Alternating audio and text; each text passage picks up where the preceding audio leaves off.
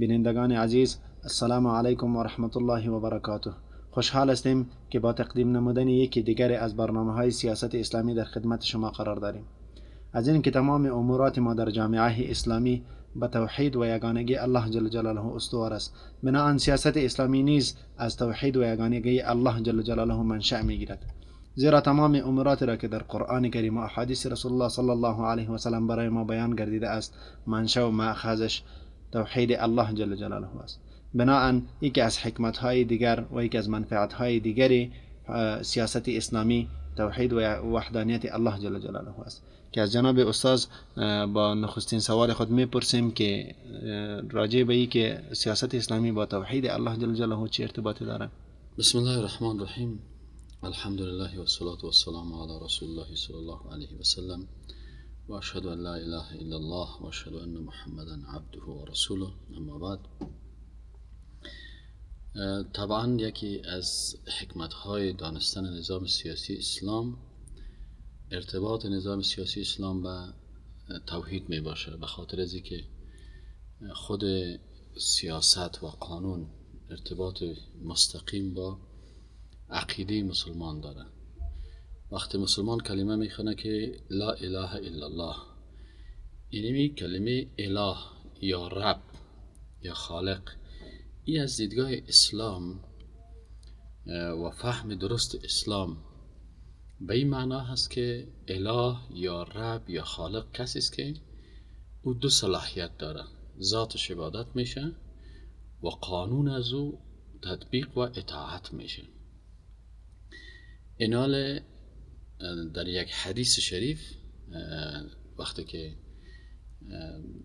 روایت است، میگه یکی از اصحاب کرام که عدی ابن حاتم بود، حضرت عدی رضی الله عنه بود که پسر حاتم بود، که من نمیفهم که آیا می حاتمی که مشهور است به نام حاتم طایی بچه ازی بود یا کدام حاتم دیگر. خب به هر صورت نامش عدی بود و نام پدرش حاتم بود. این صحابی مبارک قبلا این نصرانی بود، کریستیان میگن نه.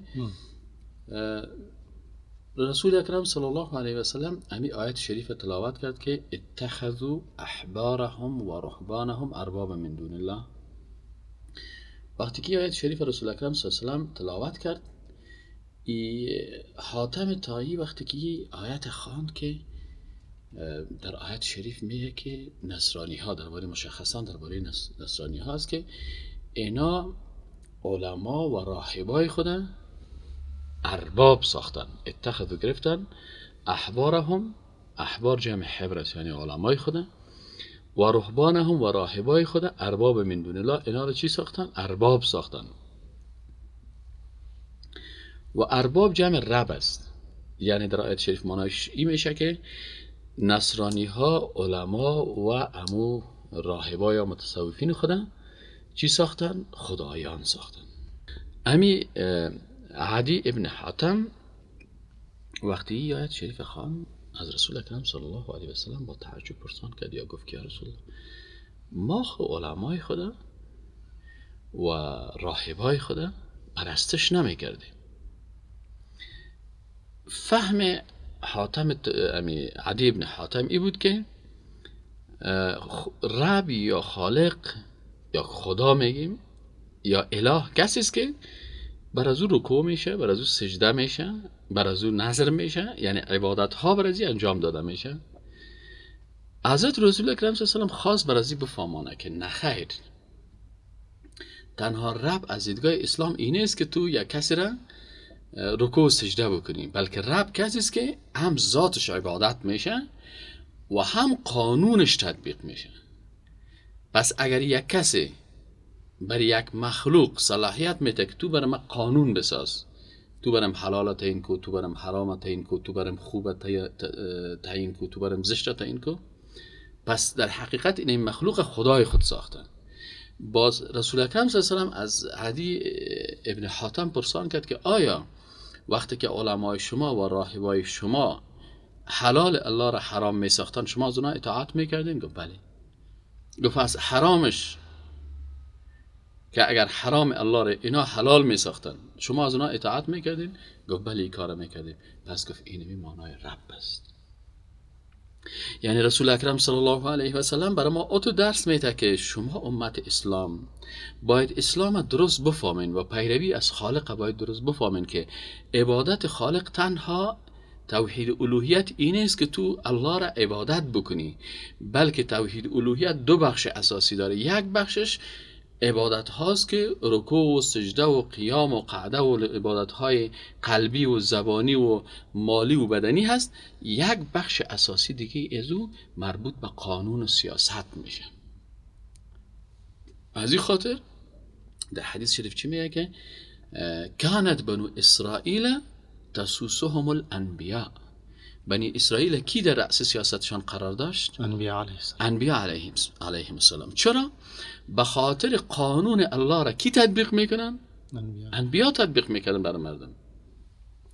پس به این خاطر اینال یکی از حکمت‌های فهمیدن نظام سیاسی اسلامی است که انسان وقتی که نظام سیاسی اسلام و سیاست اسلام فهمید، باز این گپ نمیزنه که والله مرا به سیاست غرض نیست، من مسلمان هستم، نماز میخوانم، روزه میگیرم، عبادت میکنم. این فهم اسلامی نیست. یعنی دین ما و با دین غربی ها و با دین نصرانی ها که اونا چی کردن، فرقش چی است؟ در کتاب از اونا، در کتاب نصرانی ها چی نوشته؟ ما لله لله و ما للامپراتور. اونا به این کتابشان به این چی هستن که آنچه که مربوط الله میشه مربوط الله هست و آنچه که مربوط امپراتور و پادشاه میشه او علیحده هست. پس در دین از اونا فرق بین اسلام و دیگر دین ها در نمی است که بسیاری کساتو تفکیک کردن نمیتونه، که در دین از اونا دو بخش داره. یک بخش مربوط به آخرت میشه، یک بخش مربوط به دنیا میشه. یک بخش مربوط به قانون آخرت میشه یا یک بخش مربوط به قانون عبادت میشه و یک بخش دیگهش مربوط به قانون دیگه قوانین زندگی میشه. اونا تو تقسیم کردن که او قوانینی که مربوط به الله میشه که رکوع هست و سجده هست و عبادت هست و نماز هست، این مربوط به الله میشه. و آن چیز دیگه که مربوط به دنیا میشه، سیاست هست و نظام اقتصادی است و نظام سیاسی است و نظام اجتماعی است و نظام تعلیمی است و نظام تربیوی است، این اونا در کتاب نصرانی ها این است که او مربوط به اونمو مردم و مربوط به پادشاه در سابق و مربوط به رئیس جمهور امروز میشه. اما در دین اسلام این قسم نیست. در دین اسلام رسول اکرم صلی الله علیه و سلم بر ما تعلیم داده که ما خود دین اسلام دین کامل است. پس اتو نمیشه که ما تجزیه بکنیم، تقسیم بندی بکنیم که این آخرت، بلکه دین اسلام دین کامل است که در بین از او قوانین مربوط به دنیا هست و قوانین مربوط به آخرت است. قوانین مربوط به عبادت فردی هست، قوانین مربوط به عبادت سیاسی و اجتماعی هست. پس اینال اینجا وقتی که نظام سیاسی اسلام انسان درست درک کرد، باز میفهمه که والله اسلام با دیگر ادیان و با دیگر افکار فرق میکنه. خب اگر ببینیم می زوال نصرانیت و زوال ادیان دیگر هم همین چیز بوده. بخاطر از اینکه تا پیش از اینکه مسئله سکولاریسم در بین اروپا و امریکا و غرب رایج شود، همین راهبا و اینا بالای دولت ها حکومت داشتن. و زمانی که اینمی پدیده را با یا با وسیله پول یا به هر چیز در بین قوانین خود آوردن که مثلا اعمالی که مربوط به آخرت میشه جدا و مربوط به دین، یعنی باعث زوال این ادیان هم شد. و امروز اگر اکثریت مردم از اونا پیروی نمیکنه و حتی کسایی که خودشان نصرانی و مسیحی هستن از دین و از چیز خود پیروی نمیکنه، یعنی اساس پس امی عمل اگر مسلمان ها هم یک همچنان عمل را بکنه که ما را به سیاست غرض نیست و مولا باید متعلق به مسجد باشه و متعلق به اون مقاعده نورانی و گپا باشه، اینمی سکولاریسم است. یعنی سکولاریسم اساسش در خود نصرانیت است. چون در کتاب نصرانی ها همه تو یک قاعده هست که مال الله لله و مال الملک للملک، یا مثلا چیزی که بر مربوط به پادشاه میشه، پادشاه در ساختار حکومت خود اختیار داره و این آنچه که در داخل کلیسا هستی مربوط خداوند میشه. این در حقیقت همون تحریفی که اینا در کتاب آسمانی آوردن خودشان یک نوع سکولاریسم داخل کردن و اینمی سکولاریسم بالاخره اونمو منجر به چی شد؟ به سکولاریسم جدیدی که فعلا در غرب است که اونا میگن دین یک پدیده فردی هست، مربوط به هر شخص است. تو میتونی نماز بخوری، تو میتونی روزه بگیری، تو میتونی مثلا حج بری، هر کاری کرده میتونی، مربوط به فرد خودت میشه. اما در ساختار سیاست، در ساختار تعلیم و تربیت، در ساختار اجتماع، در ساختار نظام سیاسی، این گپا باز دین دخل نتین، پارلمان است و اینا پارلمان میفهمه و فیصله میکنن. اما ما میگیم که نه خیر، از دیدگاه اسلامی کسایی که نظام سیاسی اسلام یا اسلام به شکل کاملش میفهمن، اینا میگن که وقتی ما کلمه خوانیم که لا اله الا الله، میگیم نیست هیچ کسی که ذاتش عبادت شوه، قابلیت عبادت داشته باشه، و نیست هیچ کسی که قانونش تطبیق شوه الا الله، بغیر از الله. پس برای ما کی تعیین میکنه؟ مثلا برای ما مثلا ما میگیم که شراب خوب چیز است یا بد چیز است، حلال است یا حرام است. بر ما الله تعیین کرده که انما الخمر والمیسر والانصاب والازلام رجس من عمل الشیطان فاجتنبوه. پس الله بر ما تعیین کرده که اینمی شراب که است عمل شیطان است و شما از این اجتناب کنید. اینمی که ما میگیم شراب یک چیز چتل است و مردار است، الله بر ما تعیین کرده. اما برعکس از او در نظام‌های دیگه که است، باز العیاذ بالله اونا پارلمان خدا در حقیقت صلاحیت الوهیت و خدایی را به پارلمان دادن. پس پارلمان میگه که شراب حلال است یا حرام.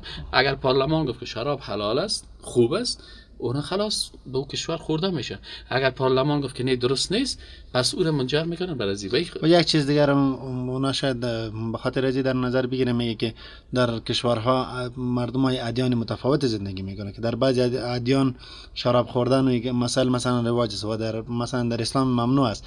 بنان به خاطر ازی میگه که بین همین مردم یک چیزی به وجود بیایه، یک تفاهمی تقریبی به وجود بیاد که همگی به یک فکر شو. اونا میگه که ما مثلا برای پارلمانی چیزه. آیا برنامه در اسلام چطوری چیز است؟ مثلا میشه که مسلمان‌ها با یک حد اقلیتی در یک جای زندگی بکنه و یا در بعضی جا مثل افغانستان در حد اکثریت. بنان در افغانستان درست است که باید همه قوانین اسلامی باشه، ولی باز اینا میگه که شاید اکثریت مردم میگه که لا اکراه فی الدین. این میره دلیل میگیره، میگه هیچ کسی وادار به شده نمیتونه که او را به زور به دین اسلام متعلق بسازی. میگه دلش میشه که بخوره، دلش میشه که گناه بکنه. اینا میگه کی حق داره و با کدام اساس میگه که اینمی عمل بد نبکنه یا اینمی شراب نخوره. میگه پارلمان این فیصله برای مردم میکنه که آیا اینمی عمل بکنن یا نکنن. اصلا تو راست که از اسلام که است مشکلی است که مسلمان ها باید یک نقطه را متوجه ما و شما باشیم که در اسلام که است حکومت های مختلف نیست که مثلا این حکومت افغانستان است یا این حکومت فلسطین است یا حکومت عربستان است. اینمی که خود نظام سیاسی اسلام حکومت های مختلف نمیشناسه.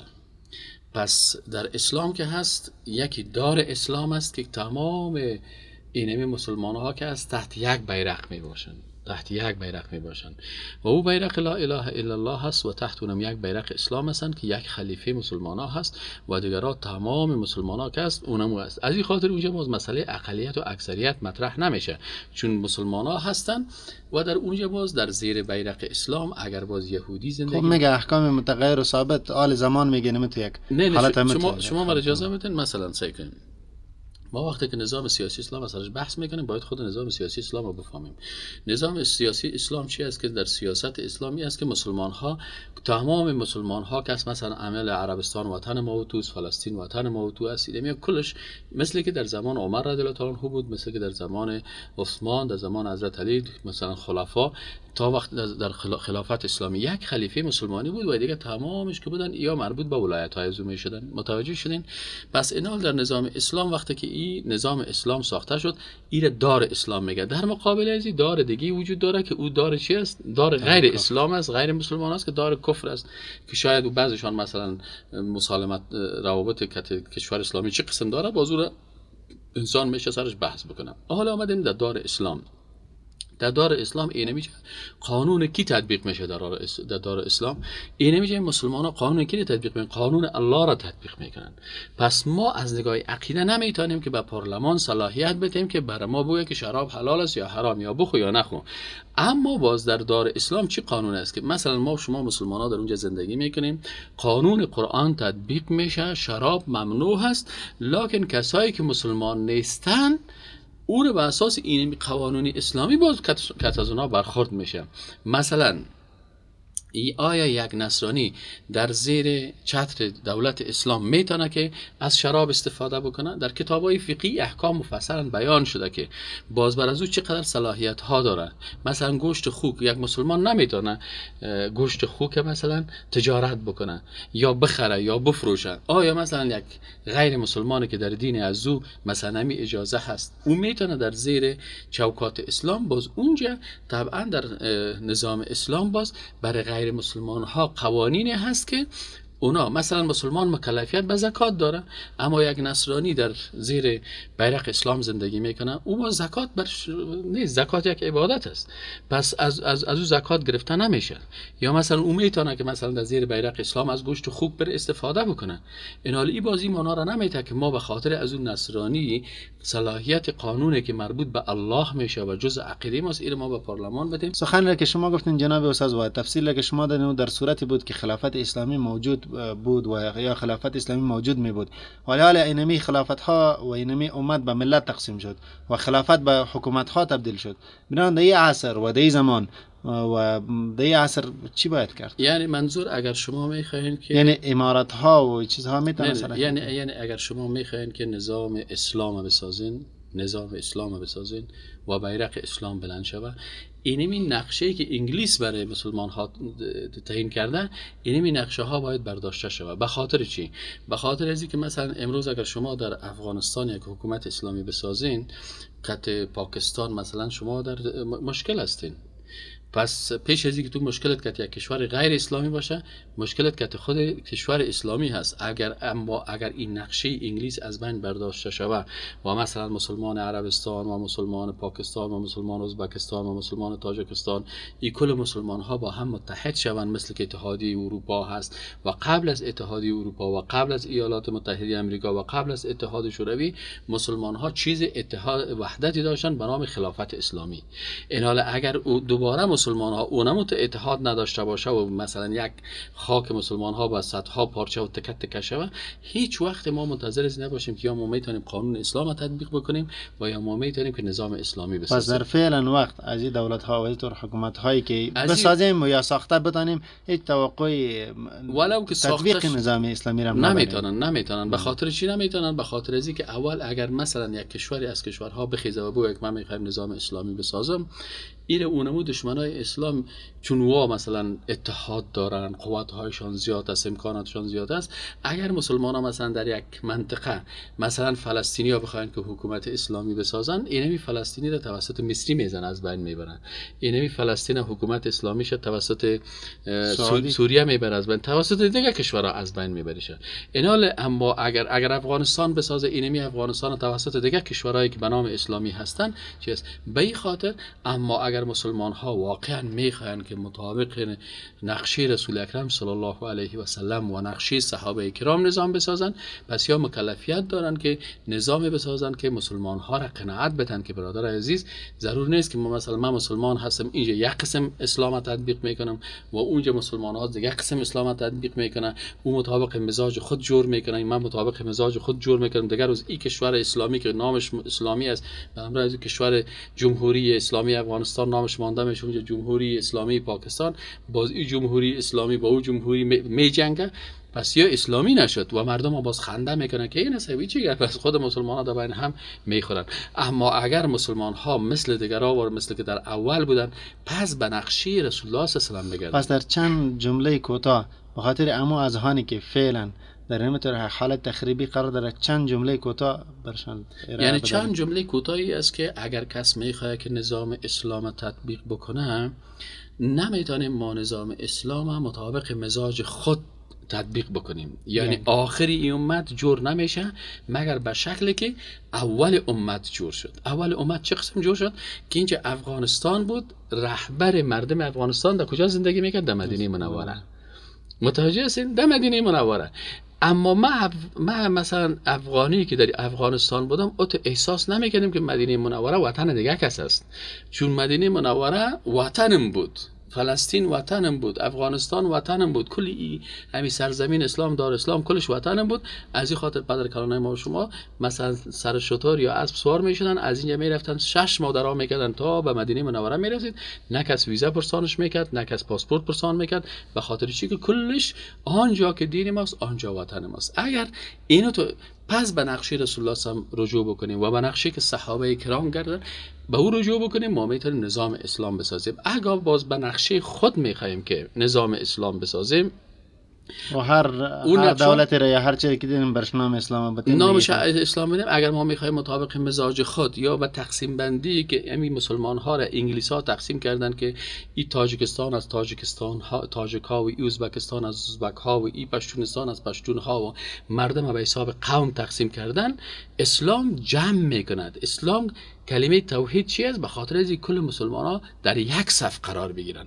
وقتی کل مسلمان در یک صف قرار گرفتن، ان الله يحب الذين يقاتلون في سبيله صفا كانهم بنيان مرصوص. وقتی که مسلمان ها مثلا در صف جهاد قرار میگیرن، كانهم بنيان مرصوص، مثل یک بنا، یک تعمیر محکم. پس در اینجا باز به نام افغانی چیز را اسلام نمیشناسه که تو افغانی سی، تو ازبک است. وقتی که بلال حبشی را پرسان کردن که انت ابن من، بلال حبشی گفت که انا ابن الاسلام، من پسر اسلام هستم. رنگ اینجا مطرح نیست، اینجا مثلا جنسیت مطرح نیست، اینجا قوم مطرح نیست، اینجا زبان مطرح نیست. مجرده که تو مسلمان هستی، پس ما نظام اسلام میخوایم. نظام اسلام چی میخواه؟ نظام اسلام میخواه که انما المؤمنون اخوه، نمیگه که انما الافغانیون اخوه، انما الپشتون اخوه، انما الازبکیون اخوه، میگه انما المؤمنون اخوه. وقتی که مؤمنون اخوه شد، پس از این خاطر اینی مؤمنایی که برادر یکی دیگر هستند، که پشتون است، تاجیک است، ازبک است، به هر قوم است، به هر چیز، اینال اینی عرب و عجم است، کلش اینال انگلیسی زبان است یا فارسی زبان است، اینی کل از اینا صف مستحکم اسلام تشکیل میتن که اینمی مسلمان ها با اختلاف رنگ، با اختلاف نژاد، با اختلاف زبان، با اختلاف قوم، یا چی رو جور میکنن؟ نظام سیاسی اسلام تشکیل میتن. و اون نظام سیاسی اسلام است که باز او میتونه در مقابل کفار استادگی بکنه، میتونه که از قدس استفاده بکنه، مثلا قدس آزاد بکنه، میتونه که بیت المقدس به دست مسلمان ها باشه. تا وقتی که خلافت اسلامی بود و نظام اسلام بود و مسلمان ها بودن، در اون صورت قدس به دست مسلمان ها بود. روزی که خلافت اسلامی را، خلافت عثمانی را در ترکیه شکست دادن، دیگه مسلمان ها کشورهای اسلامی را تکه تکه کردن، قدس به دست یهود است. یک قرن شد. صحیح نه؟ این سال چیه است؟ چیزی که هم یک قرن میشه که به دست یهود است. چرا؟ به خاطر از اینکه خلافت اسلامی چی شد؟ سقوط کرد. این حال در فلسطین جنگ میشه، من خود افغانستان هستم، بو فلسطین به من چی؟ مردم سعودی میگه ما را چی؟ ما مردم عربستان هستیم، مثلا میگه برای من چی؟ در حالی که در اسلام که این نیست. آنجا که دین ماست آنجا وطن ماست. اینمی هر جایی که مثلا مکه مکرمه، مدینه منوره، قدس شریفی، کلش مربوط چی است؟ وطن مسلمان ها هست. اگر ما مسلمان هستیم و مسلمان کی است؟ که انما المؤمنون اخوتون. به این شکل ما میتونیم. فقط در یک نقطه باید ایره برشان گفته شد که اگر ما میخوایم که نظام اسلام تطبیق بکنیم، پس باید به اول برگردیم. نمیتونی. تو میتونی مثلا اسلام به نقشه خود جور بکنی یا به نقشه ما جور بکنی، به نقشه رسول الله صلی الله علیه و سلم، به نقشه که شاگردای مکتب فکرم باید فکر رسول الله صلی الله علیه و سلم داشت، عملم عمل رسول الله صلی الله علیه و سلم، و بر راهی که اونا با مو شکل ادامه دادن، با مو شکل باید ادامه داد تا پس یک نظام سیاسی اسلامی منسجم داشت. اینمی خلاصش است.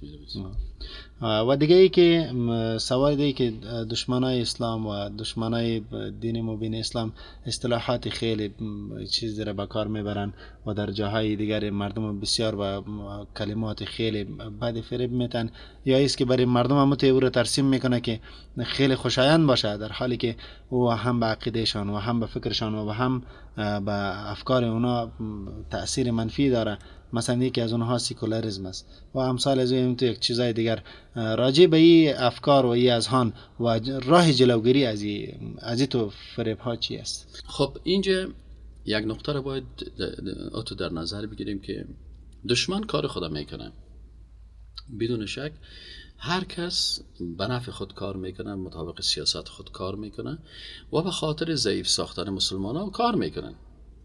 این حال اصطلاحات را جور کرده، انگلیس جور کرد. مثلا انگلیس چی اصطلاح را جور کرده؟ یک اصطلاح از انگلیسایی است که اونا گفتن که والا به خاطر که مسلمان ها را ما ضربه بزنیم، باید چیزهایی را در ذهنیت از اینا داخل بکنیم که این چیزها خودش سبب از این شود که مسلمان به شکل از اشکال از دین و از اسلام دور شود.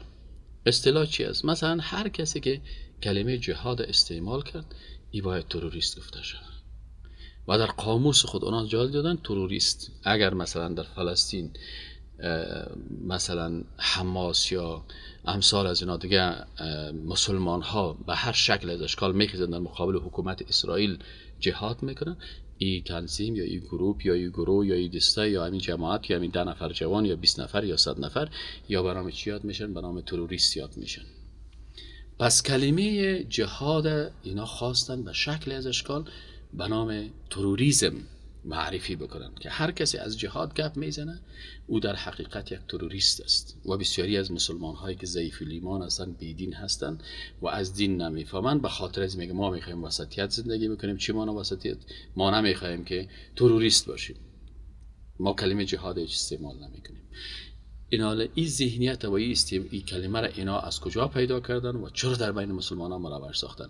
کلمه ای که مثلا شما اگر یک انسان را دیدن که ریش میگذاره خانم خدا میگه حجاب بکن، برای میگن که والله صاحب ای افراطی هست، اکستریمیست است. اکستریمیست چی معنی؟ این انسان افراطی هست. ای خب یک مسلمانه که کم فکر است، خب من میخوایم که والله افراطی نباشم. چی باید بکنم؟ باید خانمت به حجاب باشه، باید ریشت کل باشه، باید لباس غربی باشه، باید خانمت لباس غربی پوشه تا که تو از این کلمه خود خلاص کنی. اصطلاح دیگر آوردن به نام فاندامنتالیست یا بنیادگرا. کی از بنیادگرا؟ هر کسی که از سیاست اسلام گپ میزنه، هر کسی از نظام سیاسی اسلام گپ میزنه، این بنیادگرا هست. پس اگر تو نمیخوای و این فاندامنتالیست یا بنیادگرا رو میگن یک اصطلاح بسیار به نظر از زشت است. پس وقتی که از این نمیخوای گپ بزنی چی کن؟ تو دیگر درباره نظام سیاسی اسلام گپ نزن. فقط روزه بگی من صاحب روزه میگیرم، من نماز میخوانم، من کار میکنم، ما را به سیاست غرض نیست، ما هیچ در سیاست دست نداریم. اینه میگه تو بسیار خوب یک اسلام مسلمان چی هستی؟ میانه رو هستی. اما اگر از نظام سیاسی اسلام گپ زدی این چیز، این اصطلاح به این شکل چیز کرد. اصطلاح دیگه که مثلا اصطلاح وهابی چی است؟ وهابیسم یا وهابیت ایره آوردن. یکی است هر کسی که از توحید گپ بزنه، هر کسی که از قرآن گپ بزنه، هر کسی گویا که منهج ما منهج کتاب و سنت است. منهج ما چی است؟ کتاب، قرآن و سنت است. اینه میگه ای وهابی است. تو از توحید گپ زدی، تو از وحدانیت الله گپ زدی، خیلی چی کنم؟ نه اگر میخوای از گپ باشه فال ببین، تعویض بگیر، برو در قبر سجده بکو، در قبر مثلا دول بزن، دایره بزن، دیگه مثلا به مخلوق سجده بکو، رکوع بکو. اگر این کارا را کردی تو یک مسلمان متعادل و خوب هستی. اما اگر خیسی گفتی که نه سجده فقط برای الله میشه، رکوع فقط برای الله میشه، انسان عبادت باید به غیر الله نکنه و انسان باید عقیده خود از قرآن بگیره و از سنت بگیره، این خلاص تو وهابی است.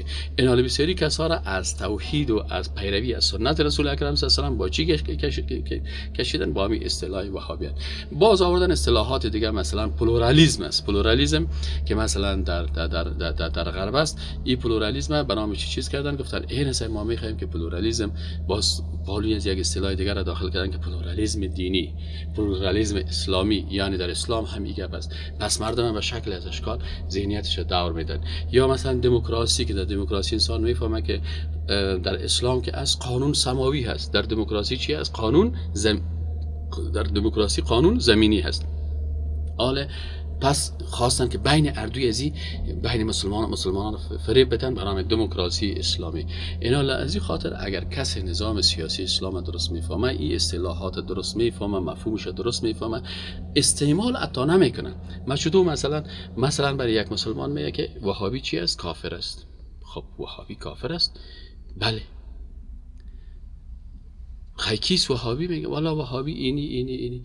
وقتی که میگه مثلا رفع الیدین کدی کافر است، آمین بالجهر گفتی کافر است، پس این وهابی است. خب آمین بالجهر گفت وهابی است، رفع الیدین کرد وهابی است، دست خواست سر سینه خود من وهابی است. وهابی چیز کافر است. این نفر بیچاره نمیفهمه که من اینمی کلمه را میگم این کار خود صحابه کرام کردن. بخوان احادیث. امام بخاری یک کتاب داره تقریبا 102 132 134 حدیث درباره چی ذکر کرده؟ درباره رفع الیدین ذکر کرده. حالا اگر تو نمیکنی یا میگی در مذهب من است یا میگی چی میگی، اما نگو که کافر است. چرا که تو اگر این کافر گفتی، خیلی 132 حدیث ثابت کرده امام بخاری که رسول اکرم صلی الله علیه و آله چی میکرد؟ رفع الیدین میکرد. تو خیس پیغمبر خدا را دشنام دادی و دشنام رسول اکرم صلی الله علیه و آله میگن که انسان مرتد میسازه. از این خاطر اگر ما اینی اصطلاحات درست مفهومش نفهمیم، یک نفر غیر مستقیم، مثلا کسی که جهاد کرد ولی تروریست است، الله میگه جهاد کنین، این میگه نه جهاد تروریسم است. پس خود به خود با این کلمات الله میگه که ریش داشته باشین، پیغمبر میگه ریش سنت است، حتی ریش واجب است، ریش تا نبگذارین، خانم‌های مسلمان باید ستر حجاب در نظر بگیرن. این میگه نه بالاخره نتیجه چی میشه؟ افراطیت است. و به این شکل اینال چی میشه؟ انسانی که از نظام سیاسی اسلام بخبر است، ای به شکل از اشکال تحت تأثیر چی میاد؟ اصطلاحات اینمی دشمنای اسلام و اینمی اصطلاحات است که مسلمان‌ها رو شکل تک کرده. دوستان و بینندگان عزیز، این بود 4مین برنامه از سلسله برنامه‌های سیاست اسلامی که تقدیم شما شد. تا ارائه برنامه